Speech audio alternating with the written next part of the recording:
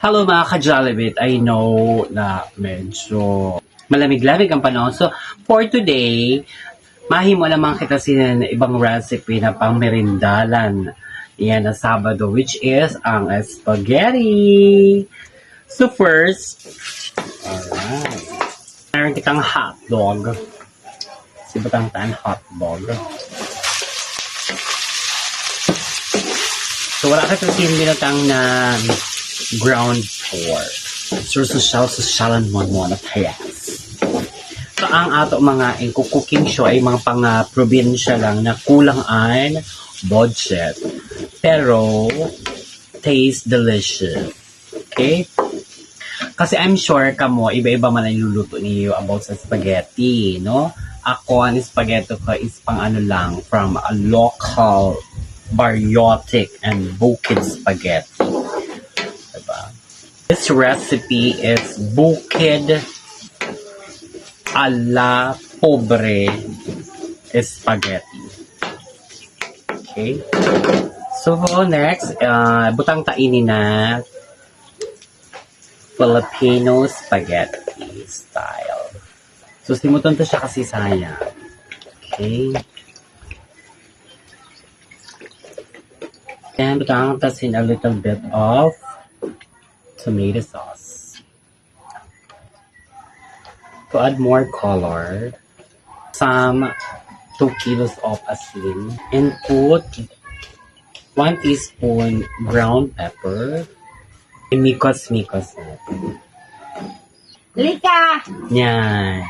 Kumain ka, hindi pa luto. Ang tagal. Ano ini?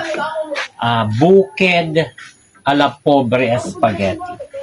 Bukid a la Pobre spaghetti.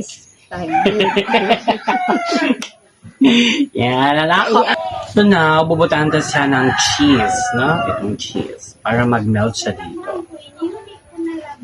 So natunaw na cheese din na dagdag siya sa flavor. Kasi medyo, ang cheese. May alat ng konti. So, i-mix natin. And next is, nilalagyan ko siya.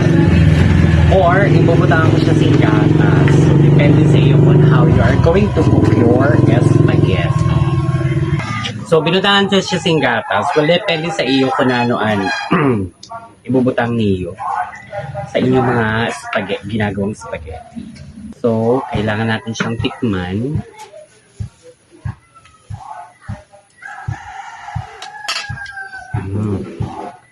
Sarap. So kayo kung anoan iyo mga trip paano magluto sa spaghetti, nasa sa inyo yung kanya-kanya yan ha. Kanya-kanya yan style. Ang pasta, itong noodles ay separated sa sauce. However, sa akin, yung Bukid a la Pobre spaghetti, sinasabay ko na dito sa sauce. Okay. Butang tanaan noodles. Okay. Yan. Tapos i-mekos together. Paborito ko nila isang bata ko ng spaghetti. Kasi para daw sila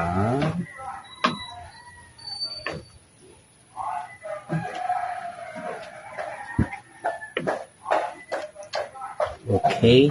So, try na ito. So, subukan natin. Magkaon ka tayo spaghetti.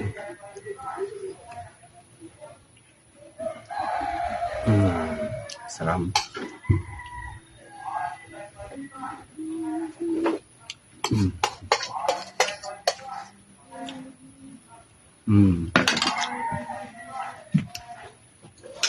So, nanapay din nalat niyo magluto ng kamusin spaghetti. So, ito po ay Bukid a la Pobre spaghetti. Bye! Thank you for watching.